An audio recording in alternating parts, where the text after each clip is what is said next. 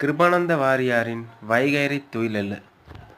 கதிரவன் உதிப்பதற்கு முன் அதிகாலையில் துயிலெழுதலினால் மனதிற்கு உற்சாகம், சுறுசுறுப்பு, உடல் நலம், அறிவின் வளர்ச்சி, பிற நலன்களும் உண்டாகின்றன.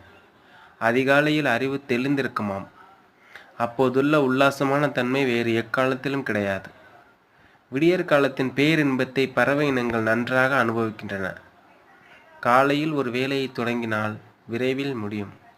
4 மணி நேரத்தில் செய்யத்தக்க ஒரு வேலையை விடியற் காலத்தில் 1 மணி நேரத்தில் முடித்து விடலாம் என்கிறார் கிருபானந்த வாரியார்.